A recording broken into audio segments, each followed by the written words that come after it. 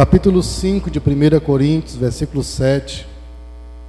Alimpai-vos do fermento velho, para que sejais uma nova massa, assim como estáis sem fermento, porque Cristo, nossa Páscoa, foi sacrificado por nós. Pelo que façamos festa, não com o fermento velho, nem com o fermento da maldade e da malícia, mas com os asmos da sinceridade e da verdade. Amém? Poder sentar em nome do Senhor Jesus. Minha gratidão a Deus por estarmos na casa do Senhor. Parabéns a todos os conjuntos pelos lindos louvores. Observando aqui, os principais conjuntos cantaram falando da família. E é um personagem muito famoso no Brasil, uma mulher. E esse hino que os adolescentes cantaram, quando ela ouviu esse hino no programa dela, ela fez uma reflexão muito forte sobre esse hino, pois o pacto que ela havia feito com uma entidade, ela oferecia a alguém da família dela, e ela quebrou esse pacto, e foi expulsa dessa emissora por ter quebrado o pacto, e esse hino falou profundamente com ela. Não podemos falar o nome, por causa da LGPD, que é a Lei de Proteção de Dados, mas certo é que são hinos que marcam a nossa vida, que nos leva a entender que o Senhor cuida da nossa família, cuida do nosso lar, em nome de Jesus. Faremos um rápido resumo para entendermos essa dinâmica da Páscoa, o porquê da Semana Santa, o porquê do chocolate, o porquê do ovo, como que essas coisas acontecem, por que é uma festa judaica e é uma festa cristã, por que é celebrado desse jeito? Claro que são muitas informações, e eu creio que todos os senhores e senhoras já sabem muita informação, mas temos que, mais uma vez, relembrar, temos que mais uma vez recitar. Eu olhando aqui as crianças entrando, meu coração se alegrando, porque eu lembrei da minha infância na igreja.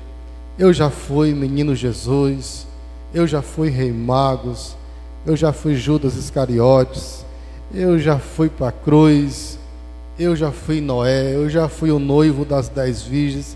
E eu vejo agora os meus filhos, né? Pastor Dalão também vendo o filho dele, você vendo o seu filho fazendo as mesmas coisas que você fez.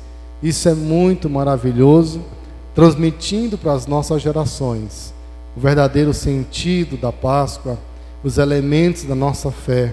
Isso é muito maravilhoso, alegrou o meu coração. Há muito misticismo na Semana Santa. Existem valores que é originado da idolatria, do paganismo. Existem uma série de culturas e valores na cultura brasileira que ainda não é bem, quem sabe, liberto dessas coisas. E alguém que diz, nós não podemos comer carne na sexta-feira. Na sexta-feira da paixão não pode tomar banho no rio, porque vai ser sugado para dentro da água, lá para o fundo. Existem lugares no estado brasileiro que as pessoas não podem passar debaixo de cerca, de porteira, na sexta-feira, porque acontecem coisas terríveis. Não pode caçar na sexta-feira da paixão, porque lá você vai encontrar com caipora e com curupira. Muitas coisas de cultura oriunda do misticismo, do sincretismo religioso brasileiro, de vez em quando invade o cristianismo e as igrejas evangélicas, mas de certa forma a gente respeita passo a passo. Cada irmão tem a sua fé, E há irmãos que realmente creem que se comer carne na sexta-feira vai lhe fazer muito mal. E realmente tem uns que comem e fazem mal. E é interessante isso. Por que sexta-feira da paixão? A noite que Cristo, o dia que Cristo foi preso, foi passado pelos algozes, e aí vem sábado, aleluia, lá para trás teve domingo de Ramos. Há um modelo da Eucaristia na Igreja Católica, que é todo um período da quaresma, que muitos seguiam ao pé da letra. E essas coisas estão aí com essa mistura, e nós já estamos em uma era moderna, em que Páscoa, quando chega no domingo, é bonito falar Feliz Páscoa, ou então presentear alguém com ovo de chocolate, ou então uma professora de uma determinada escola ou série pede que as crianças desenhem o coelho, enrole o papel ou o algodão e vai colocando em cima e tira tantos pontos na matéria, seja qual for o professor da época. Talvez não existe mais isso, mas na minha geração, década de 80, tinha isso. E o coelho, e o chocolate, e o ovo. Pastor, e o que é isso? E o que é esse negócio de Páscoa? O que é sexta-feira do Paixão? O que é sábado, aleluia? Eu vou tentar falar aqui rapidinho, pelo menos 3 pontos fundamentais, para a gente entender o que verdadeiramente é a nossa Páscoa. Sabemos que a literatura do mundo em que vivemos, ela tem a sua origem judaico-romano. Então, o Império Romano, ele foi quem criou parâmetros de culto e modelos de literatura de ensino que foram originários da Europa, e os países que foram catequizados, ou foram descobertos, ou foram colonizados pelos europeus, herdaram esses princípios, esses ensinamentos. E os nórdicos tinham uma religião, uma deusa, que me fugiu aqui o nome dela, e essa deusa era a deusa da fertilidade. E nesse trono, nessa deidade, nessa divindade dessa deusa, o trono dela, a imagem, era cheio de coelhos,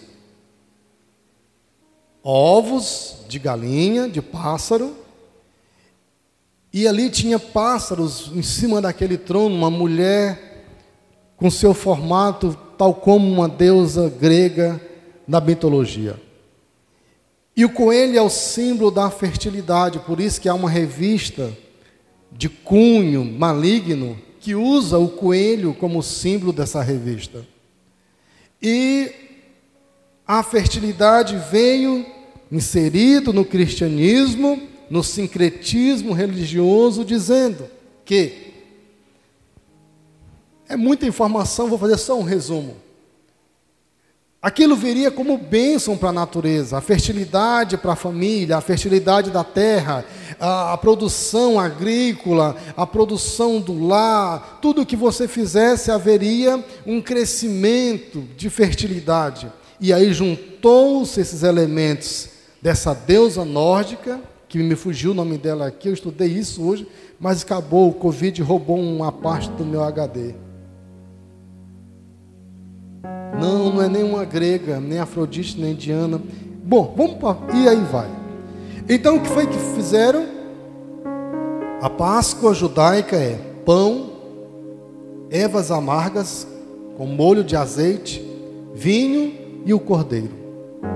A Páscoa cristã é a Santa Ceia, o pão e o vinho. Cristo é a nossa Páscoa. E nesse sincretismo religioso, misturou um pouco do paganismo, um pouco do cristianismo e um pouco da linha comercial.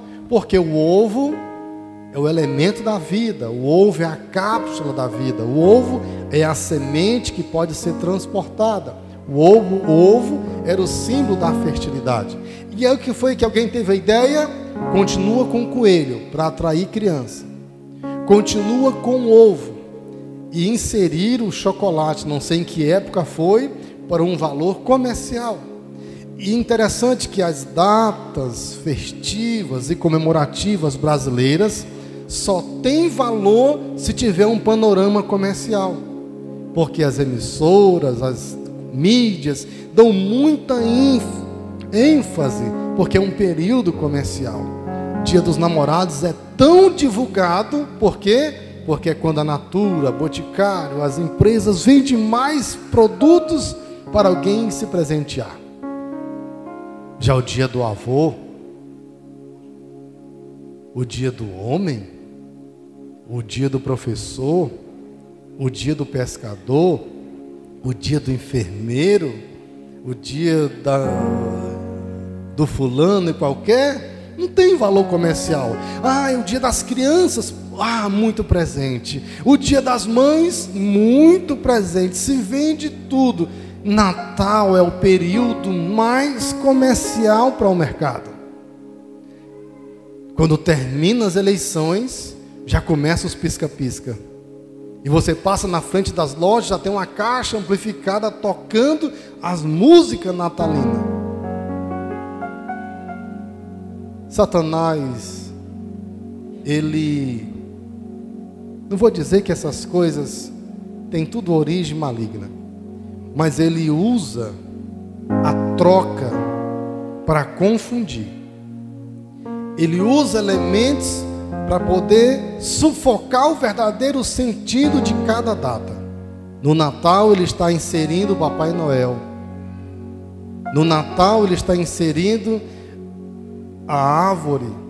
Ele está inserindo elementos já de outra religião, de outro sincretismo, já uma rena, uma carruagem que voa, é rena, os viados lá, é rena o nome, eles voam com o Papai Noel, ele traz um saco e esquece até de Jesus. E semelhantemente também na Páscoa, às vezes se esquece que é Cristo, esquece que é a passagem, esquece que é a origem judaica, a Santa Ceia, e aí fica esse período moderno somente o coelho, o ovo e o chocolate.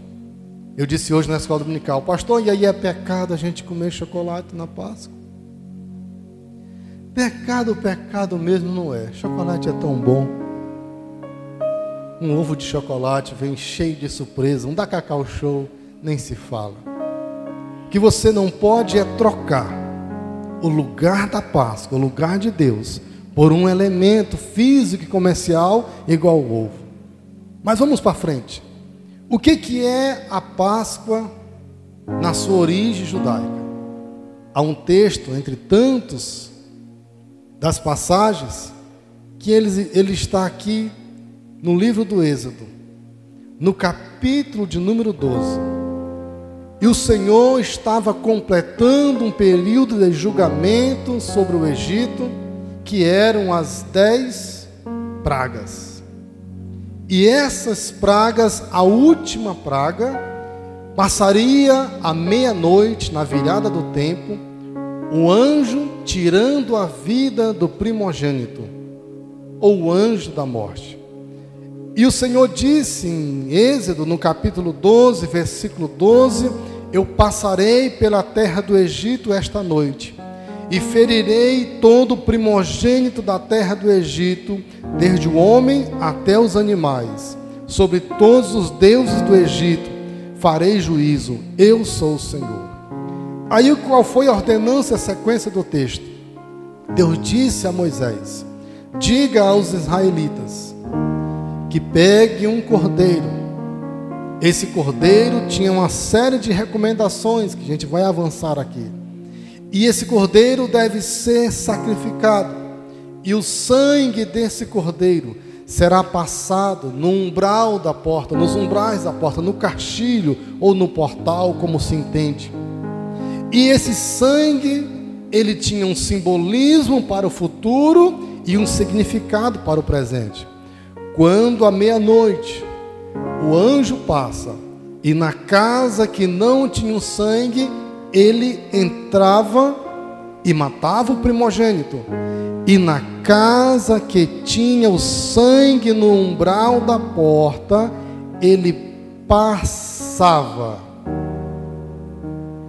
Escute essa expressão. O anjo chegava em uma casa, via o sangue do cordeiro, ele passava. Passar, passage, é isso? Passar. Veio daí a palavra Páscoa, aquilo que passa por cima. Do hebraico, passar, passar. E aí, esse sangue representava e apontava do símbolo para o cordeiro. O cordeiro que morria libertava o primogênito, salvava a família, não tinha choro. Então o sangue na porta, o anjo passava. A Páscoa passou por cima. E Deus deu a ordenança ao povo dizendo: corram depois disso, vai haver um grande tumulto no Egito e vocês vão passar dessa terra para o deserto com destino a Canaã. De novo a palavra passar. Passa-se o Mar Vermelho, chega no deserto, celebra a Páscoa. E a Páscoa é instituída com vários rituais, cerimoniais, mas para os judeus, a Páscoa judaica, ela representava o livramento lá no Egito e representava a libertação de Israel do cativeiro que eles passaram no Egito. Então Deus disse a eles: vocês vão comer pão sem fermento. Qual era o simbolismo? Vocês não podem ter nada que possam simbolizar o pecado do Egito. O fermento para os judeus representava o pecado.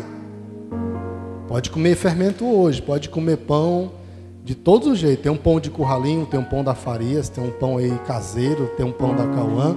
Pode comer pão com fermento, mas para os judeus, fermento, nesse período da Páscoa, 7 dias dos pães asmos, não podia comer fermento. Então, o pão sem fermento significava: vocês são separados como um povo meu.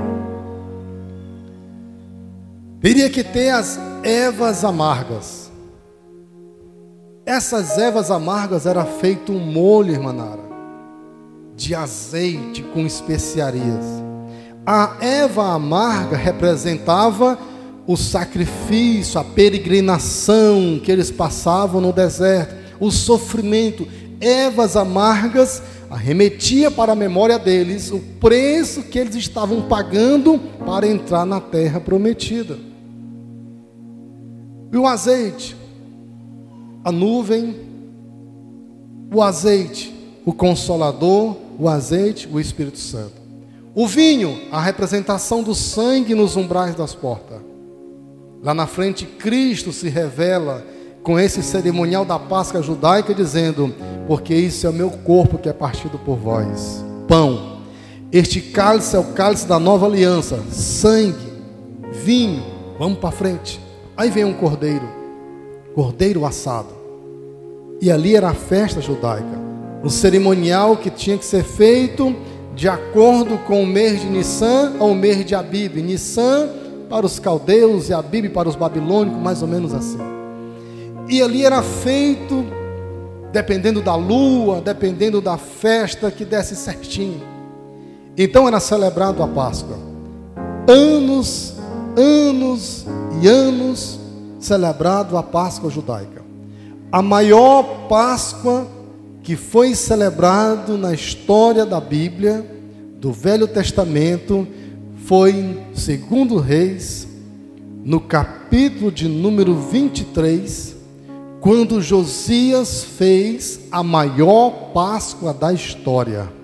Josias, um jovem rei, ele fez um processo de restauração e de limpeza, e essa limpeza que ele fez, lá no versículo 21, ele ordenou um cerimonial de Páscoa ao Senhor, com todos os elementos do cerimonial integralmente, ele fez um processo de limpeza, mandou tirar de Israel os feiticeiros, os adivinhos, os terafins, os ídolos, as abominações, de tudo extirpou, mandou reformar o templo, limpou a casa, fez uma reciclagem sacerdotal na casa de Ilquias, e ele instituiu, de acordo com o cerimonial mosaico, a celebração da Páscoa.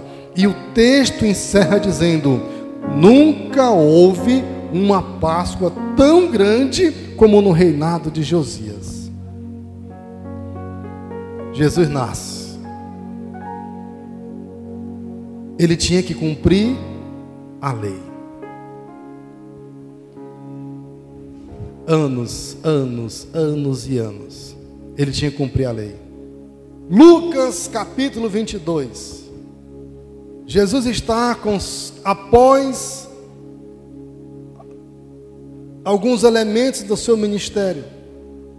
Lucas 22:7 diz assim: chegou, porém, o dia da festa dos pães Asmo, em que importava sacrificar a Páscoa. Preste atenção. E mandou Pedro e João, dizendo: ide, preparai-nos a Páscoa para que a comamos. E lhe perguntaram: onde querem que a preparemos? E ele lhe disse: eis que quando entrardes na cidade, encontrareis um homem levando um cântaro de água. Segui-o até a casa em que ele entrar. E direi ao pai de família da casa: o mestre te diz: onde está o aposento em que hei de comer a Páscoa com os meus discípulos? Então ele vos mostrará um grande cenáculo mobiliado. Aí fazei os preparativos. Versículo 13. E indo eles, acharam como lhe havia sido dito, e prepararam a Páscoa. E chegaram a hora, pôs-se à mesa, e com ele os 12 apóstolos. Pare aqui no 14. Aqui é que entra aquele desenho tão famoso de Leonardo da Vinci. Cadê o professor de história aí? É a mesa da Santa Ceia de Leonardo da Vinci. Estão todos à mesa na casa de um homem, uma casa emprestada. Agora vem o versículo 15. Jesus está cumprindo a lei na sua integral, no seu formato cerimonial. E disse-lhe: desejei muito comer convosco esta Páscoa antes que padeça, porque vos digo que não a comereis mais, até que ela se cumpra no reino de Deus. Imagino que os discípulos olharam assim: o que ele está falando? Se nós já somos acostumados como judeus ter Páscoa todo ano, que história é essa? 17. E tomando o cálice, e havendo dado graça, disse: tomai, repartiu entre vós. 18. Porque vos digo que já não bebereis do fruto da vide, ou da uva, da videira. Ele apontou para si: não bebereis do fruto da videira, até que venha o reino de Deus. E tomando o pão e havendo dado graça, o partiu e deu-lhe, dizendo: isto, aí ele pegou o pão, isto é o meu corpo, que por vós é dado. Façam isso em memória. Diga comigo: em memória. Vocês já viram nas toalhas da Santa Ceia a palavra, ou em latim, ou em português, em memória? A Santa Ceia está apontando os elementos da Páscoa, está apontando para Cristo os elementos da nossa fé, do cristianismo atual. Então, em memória, versículo 19, de mim. 20. Semelhantemente tomou o cálice, depois da ceia, isso depois de comer. Este cálice é o Novo Testamento, ou a nova aliança. Sabe o que é isso?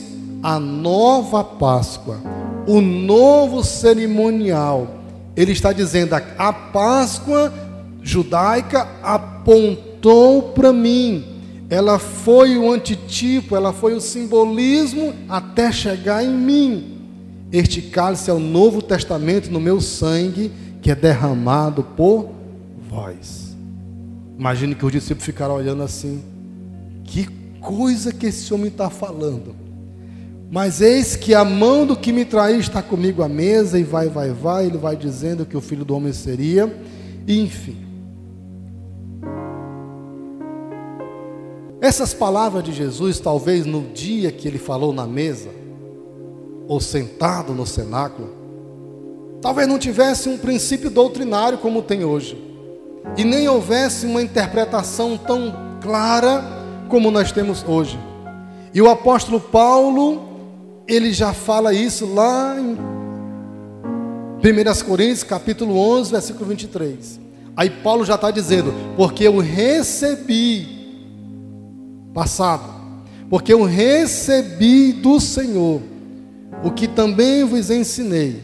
Aí ele começa a repetir os mesmos cerimoniais da Páscoa judaica que Jesus encerrou, celebrando a nova aliança. Aí Paulo diz assim, porque eu recebi do Senhor que também vos ensinei, que o Senhor Jesus, na noite que foi traído, tomou o pão e, tendo dado graça, o partiu e disse, repete as mesmas ordenanças. Vamos à frente para a gente concluir. Qual foi a passagem que nós lemos? 2 Coríntios 5, 1 e 5, 1 Coríntios 5 e 7. Aí a igreja já está em uma fase de anos, professor Elcio. Aí a igreja já não está mais nos elementos da Páscoa judaica. Aí já não há mais circuncisão, aí já não precisa mais de tabernáculo, aí já não precisa mais de rituais, já não precisa mais de ervas amargas. Aí Paulo fala à igreja de Corinto dizendo, gente, vocês deram com a cabeça na calçada. Será que Paulo disse assim, irmão Walter? Vocês estão lesos? Que coisa! Vocês estão repetindo coisas que não precisa mais. Tu bebeu água da vala. Será que Paulo disse isso, pastor Darlan?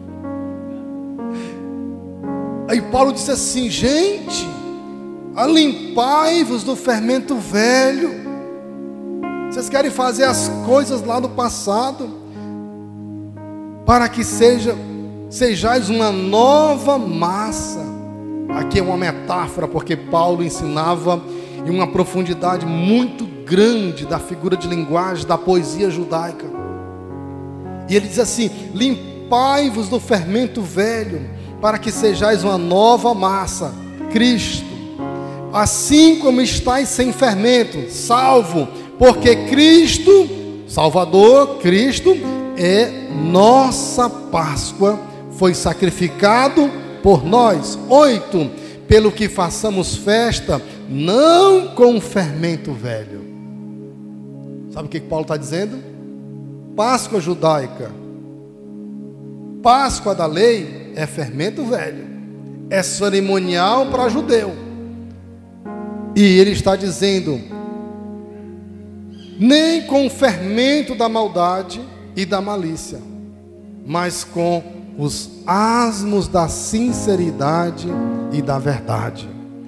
Paulo está dizendo, Páscoa para a igreja cristã em Cristo é a celebração da Santa Ceia. Pegou, Zé? Páscoa é todo mês, no primeiro domingo e na terceira segunda-feira. Nós estamos aqui em memória de Cristo, lembrando o seu sacrifício, lembrando a sua morte, lembrando a sua ressurreição, e lembrando que Ele está vivo, e lembrando que Ele vai voltar para nos buscar, e lembrando que pelo sangue nós fomos limpos, e lembrando que o Cordeiro tirou o pecado do mundo, e lembrando que nós cearemos com Ele a nova Páscoa celestial, a boda do Cordeiro.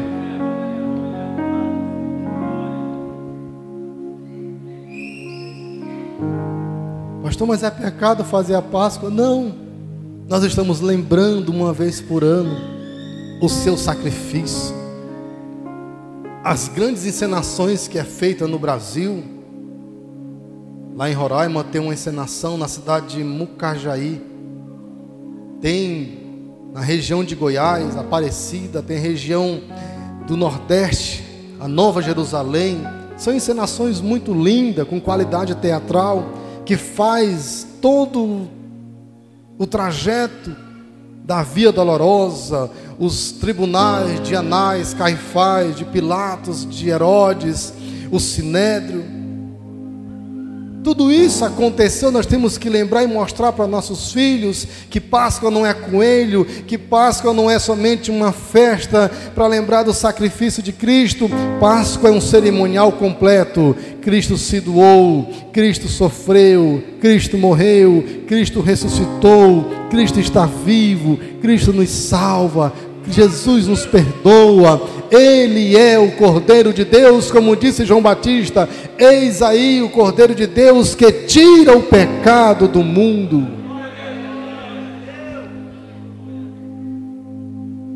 Pastor, e por que a gente come peixe na Semana Santa?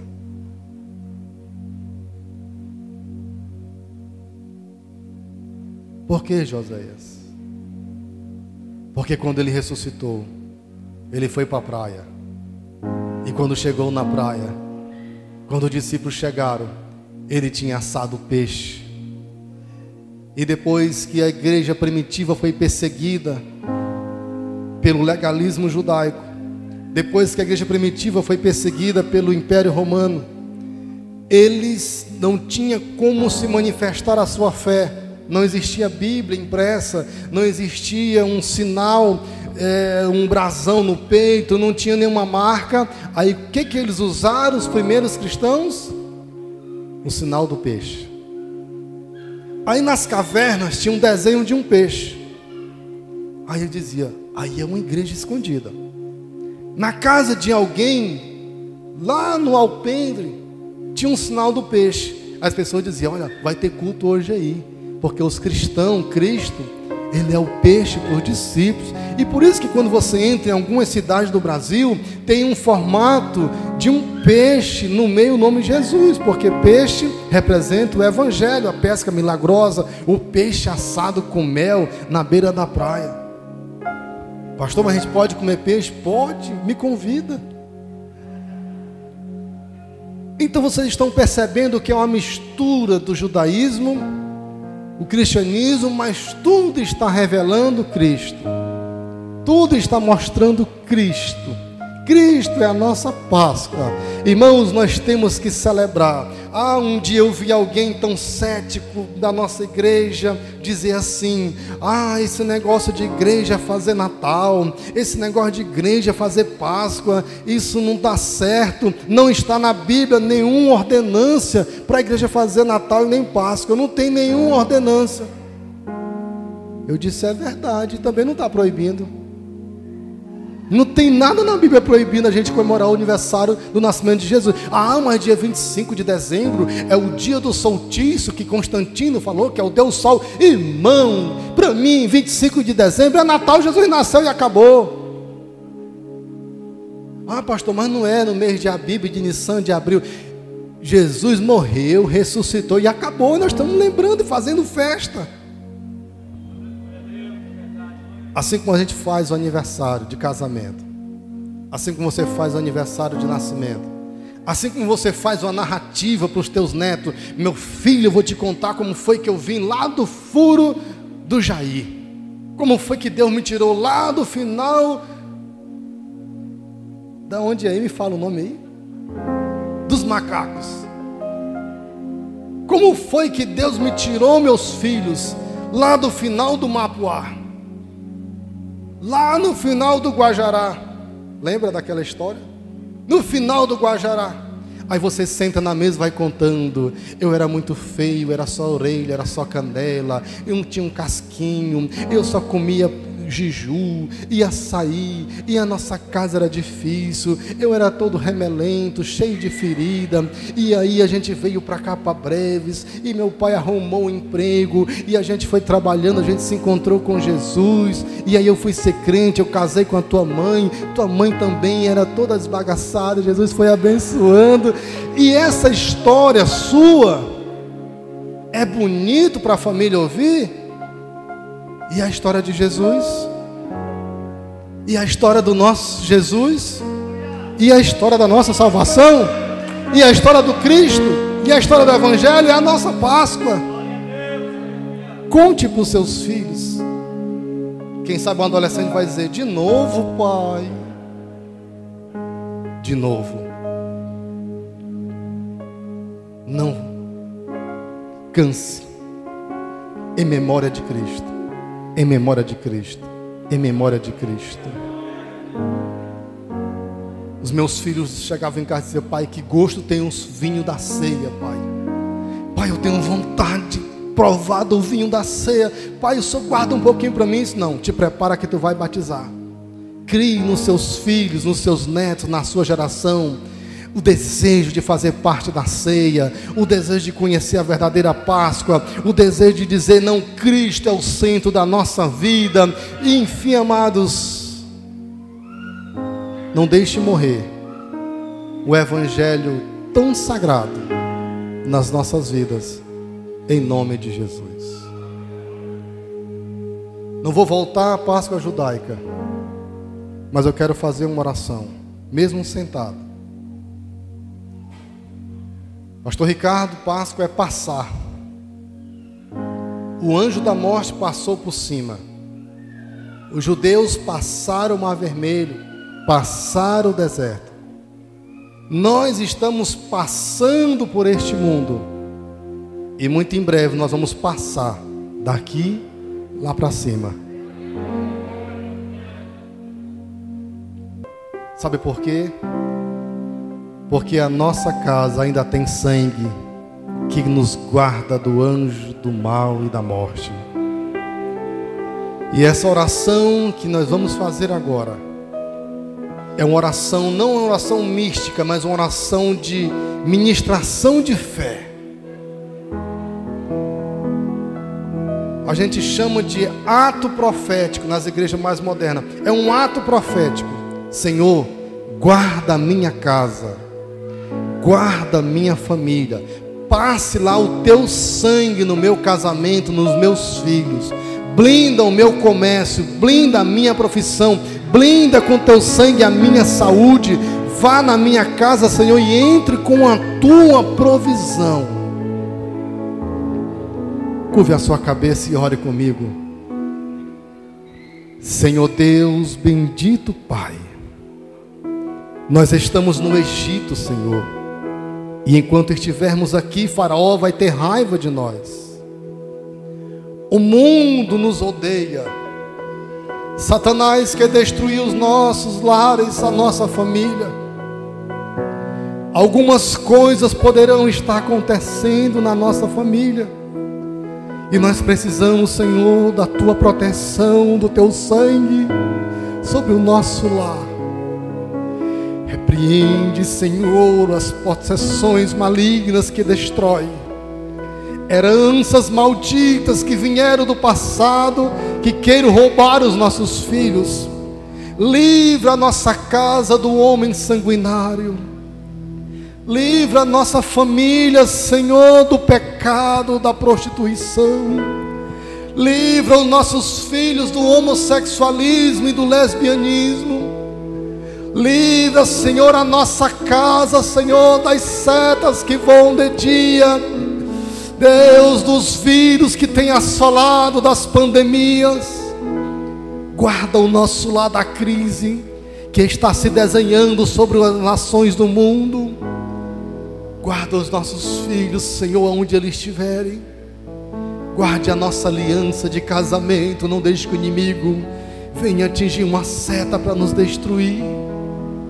Guarde a nossa coroa, Senhor. Não deixe que ninguém tome. Guarde a nossa fé.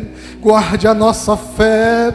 Não deixe que as ideologias, Senhor, do mundo moderno venham roubar a nossa salvação, a nossa coroa, porque Tu és a nossa Páscoa. O Teu sangue nos protege na virada da noite. 1000 cairão ao teu lado, 10.000 à tua direita, mas tu não serás atingido, porque aos anjos dará ordem ao teu respeito. O sangue da nova aliança esteja visível e poderosamente sobre a tua testa, sobre a tua casa, sobre o teu lar, em nome de Jesus. Enfermidade, depressão, tristeza, angústia, pensamentos negativos caiam por terra agora, pelo poder do nome e do sangue de Jesus. Pensamentos de derrota caiam por terra agora, pelo poder do sangue de Jesus. Pensamentos negativos caiam por terra agora, e entra o Espírito da alegria no teu coração.